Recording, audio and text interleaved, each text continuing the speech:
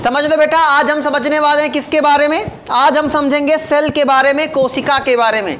ध्यान से समझिएगा, क्योंकि ना केवल आपकी कक्षाओं में, आगे जब कभी भी आप हाई स्कूल या इंटर की परीक्षा देंगे वहां पे आपको मिलने वाला है कोशिका। कोशिका को अंग्रेजी में हम क्या कहते हैं बेटा? सेल कहते हैं। तो पहले समझते हैं परिभाषा, बारे में समझेंगे हम कोशिका के, कोशिका किसे कहते हैं। तो एक छोटी सी परिभाषा याद रखो, शरीर की सबसे छोटी इकाई, शरीर की सबसे छोटी इकाई, शरीर की सबसे छोटी इकाई को हम क्या कहते हैं? छोटी इकाई को हम कोशिका कहते हैं। ये तो है भाई मेरे एक चलती फिरती परिभाषा। क्यों? लेकिन अगर आपको लिखना है तो आप ये परिभाषा केवल आप बताने के लिए इस्तेमाल कर सकते हैं। अगर आपको लिखना है तो आप इसे नहीं लिख सकते। कहानी समझिए, कोशिका शरीर की एक इकाई है। याद रखो, एक टॉपिक नोट में लिख लेना कि कोशिका जो है वो हमारे शरीर की क्या है? इकाई है, इकाई है, लेकिन भाग नहीं है। जैसे हमारा हाथ हमारे शरीर का एक भाग है, हमारी आंख शरीर का एक भाग है, हमारी नाक शरीर का एक भाग है, लेकिन कोशिका शरीर का भाग नहीं, शरीर की एक इकाई है। क्यों इकाई है इसे हम आगे समझेंगे। फिलहाल के लिए दिमाग में बात रखना कि कोशिका हमारे शरीर की एक इकाई है, शरीर का भाग नहीं है। कोशिका की बात करें तो शरीर की सबसे छोटी इकाई, क्यों कहा इकाई वो हम समझेंगे। शरीर की सबसे छोटी इकाई को हम क्या कहते हैं बेटा? कोशिका कहते हैं। बात करें कोशिका के बारे में थोड़ा सा और, तो पहले समझते हैं कोशिका की परिभाषा।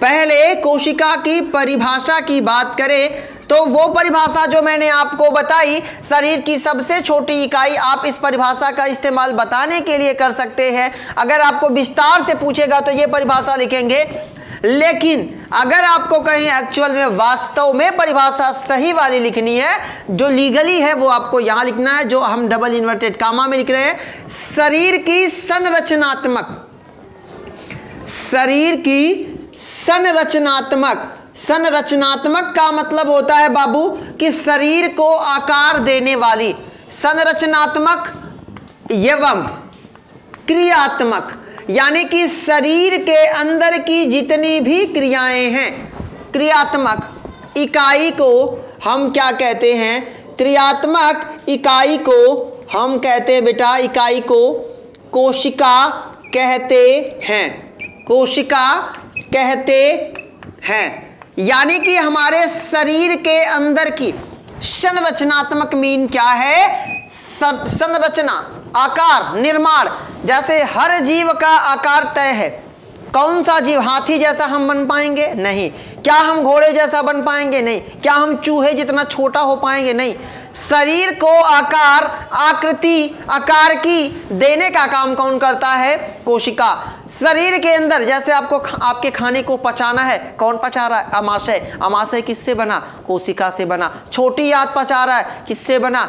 कोशिका से बना। तो शरीर की संरचनात्मक एवं क्रियात्मक इकाई को हम क्या कहते हैं? कोशिका कहते हैं। यानी कि शरीर के अंदर का सारा प्रोसेस, शरीर के बाहर बनावट, रंग, रूप, आकार, ये सब कौन तय करता है? कोशिका तय करती है। तो शरीर की संरचनात्मक एवं क्रियात्मक इकाई को हम क्या कहते हैं? कोशिका कहते हैं। आगे चलेंगे, इसकी खोज के बारे में थोड़ा सा पढ़ेंगे। खोज है ना। देखो, अगर कहीं पूछे जो कोशिका की खोज का श्रेय जाता है बेटा, वो जाता है रॉबर्ट हुक। एक वैज्ञानिक थे जिनका नाम था रॉबर्ट हुक, जिन्होंने सन 1665 ईस्वी में, कहानी ध्यान से समझिएगा, यहां टॉपिक क्रिटिकल बनेगा। रॉबर्ट हुक ने, कहा तो जाता है कि रॉबर्ट हुक ने सन 1665 ईस्वी में कोशिका को खोजा था। कहां खोजा था? पादप कोशिका में खोजा था। कहां? पादप में। लेकिन वो कोशिका कैसी थी बेटा? मृत। याद रखिएगा, रॉबर्ट हुक ने सन 1665 ईस्वी में कोशिका को खोजा। कहां खोजा? पादप में खोजा। उन्होंने एक कार्क को, कार्क क्या होता है? एक खोखली संरचना, एक बेलनाकार खोखली संरचना को देखा, इनमें ऐसी कोष्ठक की जैसी। लेकिन याद रखना, उन्होंने इसे देखने के लिए जिस सूक्ष्मदर्शी का इस्तेमाल किया था, वो सूक्ष्मदर्शी उन्होंने स्वयं बनाया हुआ था। रॉबर्ट हुक ने अपने द्वारा बनाई गई सूक्ष्मदर्शी के द्वारा एक मृत पादप कोशिका कार्क को देखा, जिसमें, है ना, जिसमें क्या था बेटा? कोष्ठकों की जैसी छोटी छोटी संरचनाएं थी, जिन्हें उन्होंने क्या कहा था? टॉपिक याद रखना, जिसे उन्होंने कहा था सेलूला। याद रखना। जैसे आगे चल के आप पढ़ेंगे कि उन्होंने देखा, उन्होंने इसे क्या कहा? सेलूला कहा। या फिर सबसे पहले कोशिका को कोशिका नहीं कहा गया था, सबसे पहले कोशिका को कहा गया था छोटा कमरा। बातें समझ में आई कि नहीं आई? यहां तक बेसिक कॉन्सेप्ट अगर आपको कोशिका के बारे में आया। कोशिका की खोज सन 1665 ईस्वी में रॉबर्ट हुक ने किया था। कहां किया था? पादप कोशिका में। उन्होंने कार्क को, एक कार्क क्या होता है? खोखली संरचना है, उसमें उन्होंने अपने द्वारा बनाए गए सूक्ष्मदर्शी से देखा, तो उन्होंने पाया कि इसमें कोष्ठक की जैसी कुछ संरचनाएं पाई गई, जिसे उन्होंने क्या कह दिया भाई मेरे? छोटा कमरा कह दिया। बाद में एक वैज्ञानिक आए बेटा, बाद में एक और वैज्ञानिक आए जिनका नाम है एंटोनी वान। नाम याद रखिएगा, एंटोनी वान लीeuwenhoek। एंटोनी वान लीeuwenhoek, जिन्होंने सन 1674 ईस्वी में क्या किया भाई मेरे? कोशिका की खोज की। कौन कोशिका खोज की भाई मेरे? जीवित कोशिका की खोज की। सन 1674 ईस्वी में इन्होंने जीवित कोशिका की खोज की। अगर कभी पूछे कोशिका की खोज किसने किया, तो रॉबर्ट हुक ने, क्योंकि पहले इन्होंने बताया था। सबसे पहले देखिए 1665 पहले इन्होंने बताया। बाद में एक वैज्ञानिक आए जिनका नाम था एंटोनी वान लीeuwenhoek, जिन्होंने कोशिका की क्या की? खोज की। वो कौन सी कोशिका थी? जीवित कोशिका थी। यहां तक बात समझ में आ गई हो? आगे समझेंगे किसको आप कोशिका कहोगे, क्या क्वालिटी होनी चाहिए एक कोशिका के अंदर, अब हम वो समझेंगे, है ना। एक कोशिका के अंदर क्या क्या भाई, जैसे मैं कहूं, क्या आप सबको कोशिका कह देंगे? जैसे आपके शरीर में बहुत सारी चीजें हैं, क्या सबको कोशिका कहेंगे? नहीं। तो अब हम समझ लेते हैं भाई मेरे कोशिका की विशेषताएं। क्यों कोशिका को हम इकाई कहते हैं? अगर आप ये सारे टॉपिक ध्यान से देखेंगे तो आपको आ जाएगा। कोशिका की विशेषताएं, किसे आप कहोगे? कोशिका। कोशिका की विशेषताएं, ठीक है। तो पहला टॉपिक कोशिका, है ना। कैसे पहचानेंगे उसकी विशेषता क्या है कि नहीं? तो विशेषता क्या है? स्वगुणन की क्षमता। स्वगुणन की क्षमता। स्वगुणन क्या है भाई मेरे? अब है ना, स्वगुणन की क्षमता। मान लो ये कोई कोशिका है, मान लो ये कोई कोशिका है, तो कोशिका के अंदर ये क्षमता होनी चाहिए कि वो अपने जैसी एक और कोशिका क्या करे? बना ले। कहानी ध्यान से समझिएगा। कोशिका के अंदर एक क्षमता होनी चाहिए कि वो अपने जैसी ही ये कोशिका क्या कर सके? बना सके। एक टॉपिक नोट करके लिख लीजिएगा बेटा, नोट करके लिख लीजिएगा। इसका नाम है युग्मनज। इसका नाम है युग्मनज। केवल युग्मनज ही एक ऐसी कोशिका है जो एक नए जीव का क्या कर सकती है? जीव का निर्माण कर सकती है। अन्यथा हमारे शरीर में कोई ऐसी कोशिका नहीं है जो जीव का निर्माण करे। कहानी समझ लो। ये कक्षा 12वीं का बता रहा हूं आपको। ये 12वीं में पूछा जाता है कि मानव के शरीर की कौन सी कोशिका है जो एक जीव का निर्माण करे। कहानी समझो। एक कोशिका है, एक कोशिका है ना, ये कोशिका जब कभी भी आगे होगी तो ये 2 कोशिका में टूट सकती है, 3 कोशिका, ये 2 कोशिका हो सकती है, इसके बाद ये फिर 2 कोशिका हो सकती है। लेकिन बन क्या रही है? ये बन क्या रही है? कोशिका ही बन रही है, जीव नहीं बन रहा है। कहानी समझो। तो पहली विशेषता कोशिका की क्या होती है, इसमें स्वगुणन की क्षमता, यानी कि ये अपने आप को तोड़कर अपने जैसी एक और कोशिका क्या कर सके, बना सके, इसे हम क्या कहेंगे, कोशिका कहेंगे। पहचान समझ में आई। अब ये टॉपिक समझो, ये इंपॉर्टेंट है। युग्मनज, अगर तुमने पढ़ा होगा युग्मनज, तो नर युग्मक का नाम क्या होता है मनुष्यों में? नर युग्मक किसे कहते हैं बेटा? तो नर युग्मक कहते हैं किसे? शुक्राणु को। किसे कहते हैं? शुक्राणु को। और मादा युग्मक किसे कहते हैं? अंडाणु को कहते हैं, ओवम को कहते हैं। तो अगर आप जानते हैं दो विपरीत युग्मक, दो अलग अलग युग्मक मिलते हैं, उस प्रक्रिया को हम क्या कहते हैं? निषेचन कहते हैं, फर्टिलाइजेशन कहते हैं। पढ़ा है बार बार, दो विपरीत युग्मकों का मिलना ही क्या कहलाता है? निषेचन कहलाता है। अब जब निषेचन हो जाएगा तो निषेचन के फलस्वरूप, है ना, आप कहोगे सर युग्मनज किसे कहते हैं? तो बेटा निषेचन के फलस्वरूप, या फिर यूं कहें निषेचन के बाद बनी कोशिका क्या कहलाती है? कोशिका क्या कहलाती है बेटा? तो वो कहलाती है युग्मनज। कोशिका युग्मनज कहलाती है।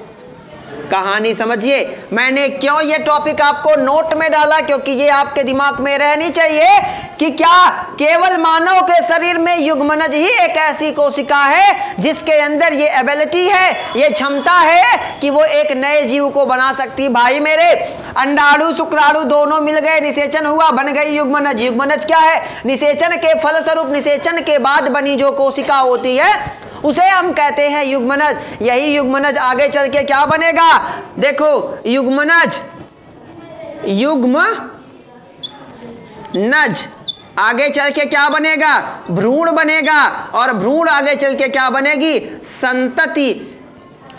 समझ रहे हो कि नहीं? मैंने आपको बताया होगा कि भ्रूण किसे कहते हैं? जब कोई जीव मां के गर्भ में पल रहा होता है उसे हम क्या कहते हैं? भ्रूण कहते हैं। जब तक कि वो जन्म नहीं लेगा तब तक शिशु, संतति, बालक आप उसे नहीं कह सकते।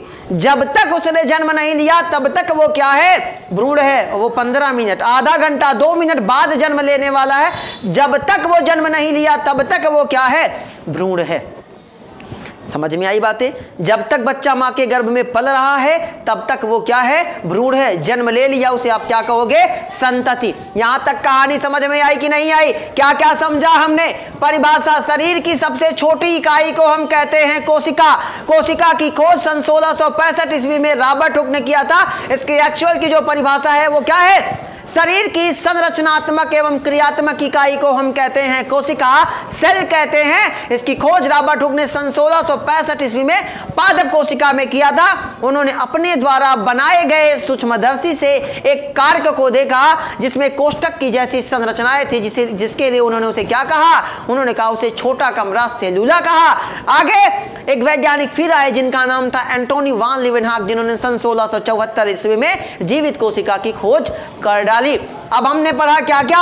हमने पढ़ा कोशिका की विशेषता है। तो पहला ही टॉपिक अभी हमने समझा है, कोशिका किसे कहेंगे? जिसके अंदर स्वगुणन की क्षमता होगी, अपने जैसी नई कोशिका बनाने की क्षमता होगी, उसे हम क्या कहेंगे? उसे कहेंगे बाबू में क्या कहेंगे? कोशिका। आगे बात करें थोड़ी सी और टॉपिक को हमने समझा। युग्मनज क्या था, है ना? निषेचन के फल स्वरूप बनी नई कोशिका को हम क्या कहते हैं? युग्मनज कहते हैं। मानव के शरीर में युग्मनज ही केवल एक ऐसी कोशिका है जिसके अंदर ये क्षमता होती है। वो क्या करे कि भाई उसके अंदर एक ऐसी क्षमता है, वो अपने जैसा, या फिर यूं कहें एक जीव को, एक नए जीव को बना सकती है। जैसे मानव का निर्माण, मान लो निषेचन हो गया, अंडाणु शुक्राणु मिल गए, तो वही आगे चल के भाई युग्मनज है, यही तो भ्रूण बनेगा, भ्रूण चल के ही तो मानव बनेगा। ये जिसका भ्रूण होगा उसी की संतति होगी ना। मान लो भाई ये कुत्ते बिल्ली में हुआ, कुत्ते बिल्ली में भी तो युग्मनज बनेगा। दो विपरीत युग्मक मिलेंगे कि नहीं? फूल में मिलते हैं कि नहीं? नर युग्मक अंड कोशिका मिलेंगे तभी ना बीज बनता है। तो बीज क्या है? उसकी संतति वही, बीज के अंदर ही तो क्या रहता है? बीज के अंदर ही तो नन्हा पौधा रहता है जो अंकुरण होकर फिर एक नया पादप बनता है। बातें समझ में आई कि नहीं? इतना नोट डाउन करें, आगे समझाते हैं दूसरा टॉपिक आपका किसके बारे में, कोशिका की विशेषता के बारे में। फटाफट नोट डाउन करें। आप समझते हैं बेटा दूसरा टॉपिक हम किसके बारे में? तो पहला टॉपिक हमने कोशिका की विशेषता का समझ लिया, इसमें क्या होती है, स्वगुणन की क्षमता। और दूसरा टॉपिक देखिए हम यहां लिख देते हैं, समझ लेते हैं। पहला टॉपिक अगर यहां तक समझ में आया, आशा करता हूं आपको समझ में आ ही गया होगा। दूसरा टॉपिक क्या है, इसके अंदर क्या रहता है, कोशिका के अंदर आनुवांशिक लक्षण, आनुवांशिक लक्षण क्या होते हैं बेटा, निहित होते हैं। क्या होते हैं, निहित होते हैं। अब आपको एक बात बताता हूं, फटाफट समझिए।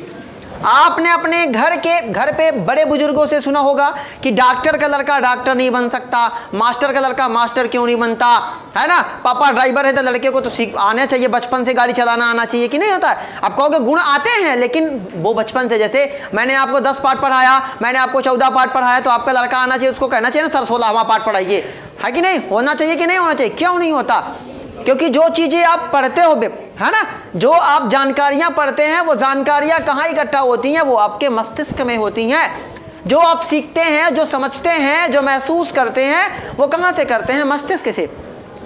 अभी जितना मैंने ये टॉपिक पढ़ाया वो आपके दिमाग में बैठा कि नहीं बैठा? तो जब आपकी संतान आएगी, अगर अंडाणु शुक्राणु उनके अंदर कोशिका के अंदर जानकारी नहीं ना गई, आपकी कोशिका के अंदर जानकारी नहीं ना गई, और जो आपकी आने वाली भावी पीढ़ियां हैं वो आपकी कोशिका से जन्म लेंगी, ना कि आपकी ब्रेन से।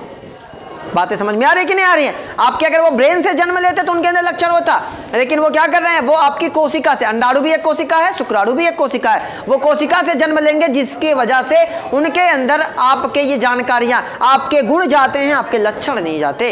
यानी कि ये जो आप पढ़े हैं ये सारी चीजें नहीं जाती। तो हम समझ रहे हैं क्या, हम समझ रहे हैं कोशिका के बारे में, कोशिका की विशेषता। तो हर जीव का आनुवांशिक लक्षण, हर जीव का आनुवांशिक लक्षण उसकी कोशिका में क्या होता है, निहित होता है। जैसे देखो, मान लो ये है कोशिका, मान लो ये क्या है, कोशिका। याद रखो, एक जबरदस्त टॉपिक बताने जा रहा हूं तुम्हें।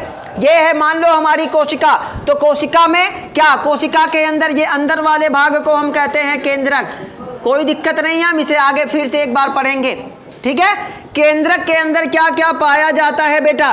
तो केंद्रक में रहता है आरएनए, डीएनए, और क्या रहता है, क्रोमैटिन धागे, है ना, क्रोमैटिन धागे। ये क्रोमैटिन धागे जो होते हैं बेटा, ये क्या होते हैं, इकट्ठा हो जाते हैं। क्रोमैटिन धागे इकट्ठा होकर किसका निर्माण करते हैं, गुणसूत्र का निर्माण करते हैं। किसका निर्माण करते हैं, गुणसूत्र का। तो ज्यादा डीपली नहीं जाना है, अभी यहीं तक रहिए।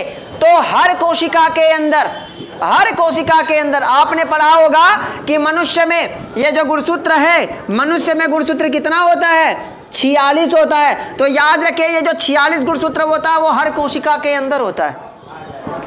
ऐसा नहीं है कि शरीर की सभी कोशिकाओं को मिला के गुणसूत्र की संख्या कितनी होगी, 46। नहीं, आपके शरीर की जितनी भी कोशिकाएं हैं, हर कोशिका के अंदर गुणसूत्र कितना होगा, 46। कैसे निर्माण होगा, ये क्रोमैटिन धागे इकट्ठा हो जाएंगे, संघनित होकर एक दूसरे में जुड़कर एक मोटी संरचना बनाएंगे, जिसे हम क्या कहेंगे, गुणसूत्र कहेंगे। और आप गुणसूत्र पर, है ना, आगे पढ़ेंगे, हम इसके बारे में पढ़ेंगे, इसलिए मैं आपको ज्यादा नहीं बता रहा, है ना। गुणसूत्र पर एक कामा जैसी जगह जगह छोटी छोटी संरचनाएं पाई जाएंगी, जिसे आप जीन कहते हो। क्या कहते हो, जीन कहते हो। जीन को सबसे पहले किसी ने देखा था, तो क्या, जोहानसबर्ग ने देखा था। गुणसूत्र को किसी ने देखा तो उनका नाम था वाल्डेयर। देखा किसने था, स्ट्रासबर्गर ने। नाम किसने दिया था, वाल्डेयर ने दिया था। फिलहाल के लिए इन सारी बातों को भूल जाओ, अभी के लिए याद रखो कि कोशिका की विशेषता क्या है। कोशिका के अंदर स्वगुणन की क्षमता, अपने जैसी कोशिका बनाने की एबिलिटी होती है, क्षमता होती है। दूसरा टॉपिक क्या है, इसके अंदर आनुवांशिक लक्षण क्या होते हैं, निहित होते हैं। दो टॉपिक समझ में आया? मतलब हमारे लक्षण, हमारे सारे के सारे लक्षण, सारे के सारे गुण किसके अंदर हैं, कोशिका के अंदर हैं। कोशिका के किसके भाग में, कोशिका के कौन से भाग में है भाई मेरे, तो केंद्रक में। आपकी सारी जानकारियां अब आगे आप पढ़ेंगे, आनुवांशिक कूट अगली कक्षाओं में आपको विस्तार से मिलेगा, लेकिन आप दिमाग में केवल रखिएगा, आपके सारे के सारे लक्षण, सारे के सारे गुण क्या हैं, आपके केंद्रक में निहित हैं, वो आपकी भावी पीढ़ी में जाएंगे। तीसरा, सबसे इंपॉर्टेंट टॉपिक जो है वो तीसरा है भाई मेरे, है ना। सभी प्रक्रियाएं, आपके शरीर की सभी प्रक्रियाएं, आपके शरीर की जितनी भी प्रक्रियाएं हैं वो सभी कौन करवाता है भाई मेरे? कोशिका करवाती है अपने आप। सभी प्रक्रियाएं पूर्ण कर सकती है। कहानी समझिएगा, ये लाइन है जो आपको ये बताएगी, यही लाइन आपको बताएगी कि कोशिका को हम इकाई क्यों कहते हैं। देखो, अगर तुम्हें खाना, जैसे आपके शरीर में कोशिका को इकाई क्यों कहते हैं? आपके शरीर की क्रिया को नियंत्रित करना, हाथ उठाना है, छींकना है, खांसना है, ये सब अनैच्छिक क्रियाएं है ना। पलकों को जबरदस्ती भी झपका सकते हैं, हाथ उठाना है, दौड़ना है, खेलना है, कूदना है, खाना खाना है, ये सारी क्रियाएं आप कंट्रोल कर सकते हो। कर सकते हो कि नहीं कर सकते? कर सकते हैं ना। लेकिन सभी प्रक्रियाओं को, जैसे इन सारी, जैसे दौड़ना, खेलना, कूदना, इन सारी क्रियाओं को कौन कंट्रोल कर सकता? ब्रेन, मस्तिष्क। वैसे कोशिका को इकाई क्यों कहते हैं, भाग क्यों नहीं कहते? क्योंकि इसके पास भी अपने अंग पाए जाते हैं जो इसके कार्य को करते हैं। समझ रहे हो कि नहीं समझ रहे हो? जैसे हम क्या हैं? हम समाज की एक इकाई हैं। जैसे मैं समाज में कुछ योगदान दूंगा, आप कुछ दोगे, छोटी छोटी इकाइयां मिलके क्या बनाएंगे? समाज बनाएंगे। वैसे कोशिका के अंदर अपने अंग पाए जाते हैं जो विशेष कार्य को करते हैं। हमारे शरीर को कंट्रोल कौन करता है? मस्तिष्क। कोशिका को कौन कंट्रोल करता है? केंद्रक। बात समझ में आ रही है? हर कोशिका के अंदर अपना अपना एक अंग होता है। जैसे ये कोशिका है तो इसका जो केंद्रक है बेटा, इसके अंदर क्या होना है, क्या नहीं होना है, यानी कि मस्तिष्क की तरह कार्य कौन करेगा? है ना, केंद्रक करेगा। इसमें एक छोटा सा कोशिकांग 2 से 3 इसकी संख्या होती है, जिसका नाम क्या होता है? माइटोकॉन्ड्रिया होता है बाबू। क्या होता है? माइटोकॉन्ड्रिया। ये इसे क्या करेगी? ऊर्जा दे देती है। क्या करती है? ऊर्जा दे देगी। यानी कि जब कभी भी कोशिका को ऊर्जा की जरूरत होगी तो इसे कौन दे देगा? माइटोकॉन्ड्रिया दे देगी। मान लो कोशिका को क्या चाहिए? मान लो कोशिका को चाहिए बाबू प्रोटीन। क्या चाहिए? प्रोटीन चाहिए। तो इसे कौन दे देगा? राइबोसोम दे देगा। कौन दे देगा? राइबोसोम। मान लो कोशिका को तोड़कर नई कोशिका बनानी है, मान लो कोशिका को तोड़कर नई कोशिका बनानी है तो इसे कौन बना देगा? ER, एंडोप्लाज्मिक रेटिकुलम, जिसे हिंदी में हम कहते हैं अंतःप्रद्रव्यी जालिका। दैट्स वाई, यही रीजन है कि कोशिका को हम इकाई कहते हैं। मान लो अगर मैंने कह दिया कि ये आपके स्कूल का सबसे छोटा कमरा है, इसके अंदर भी छोटे छोटे कमरे बने हों, तो आपके स्कूल का छोटा कमरा ये है कि इसके अंदर जो बने हैं वो हैं, इसके अंदर जो बने हैं ना, तो आप ये नहीं कह सकते कि शरीर का, कोशिका शरीर का भाग है। नहीं, वो इकाई है, क्योंकि इसके पास अपने स्पेशल विशेष अंग पाए जाते हैं जो किसी भी कार्य को स्वतः ही पूर्ण कर सकते हैं। खाना पचाना है, तुमसे कोशिका पूछने आती है कि मालिक खाना पचाऊं कि ना पचाऊं? नहीं ना, वो अपने आप पचाती है। सांस ले रहे हो, फेफड़ा पूछने आता है कि क्या गैसों को छानूं कि नहीं छानूं? तब तो आधा दिमाग परमिशन है देने में खत्म हो जाएगा कि नहीं हो जाएगा? तो कोशिका की ये बेटा विशेषता होती है स्वागुणन की क्षमता, आनुवांशिक लक्षणों को वो निहित करके रख सकता है, साथ ही साथ हमारे शरीर की संपूर्ण प्रक्रियाओं को क्या कर सकता है भाई मेरे? वो कंट्रोल करता है ना, अपने आप पूर्ण कर सकता है। और तीसरा सबसे इंपॉर्टेंट टॉपिक है, ये जो 2 टॉपिक है बेटा इन्हें आप इंपॉर्टेंट बना लीजिएगा। क्यों बना लीजिएगा?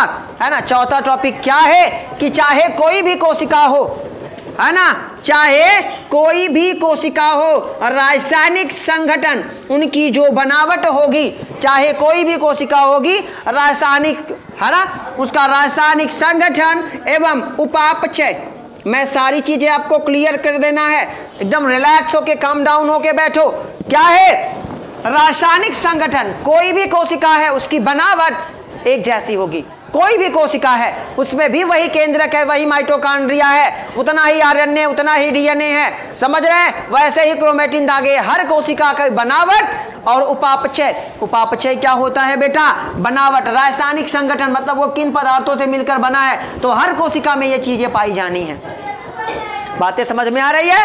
जो कोशिका है, आगे आप जब कोशिका के प्रकार पढ़ोगे तो ये आपको चीजें विस्तार से मिलेगी। तो जो कोशिका है उसका रासायनिक संगठन और उपापचय क्या होगा? एक समान होगा। उपापचय क्या होता है? शरीर के अंदर होने वाली जैव रासायनिक प्रक्रियाओं को हम क्या कहते हैं? उपापचय कहते हैं। जैसे भोजन का पाचन हो रहा है, गैसों को छान के भेजा जा रहा है, ग्रहण किया जा रहा है। अब जहर, जैसे आपकी किडनी क्या कर रही है? यूरिया को अलग कर रही है। ये सारी चीजें किसके अंतर्गत आती है बेटा? उपापचयी क्रिया के अंतर्गत आती है। मैटर समझ में आया?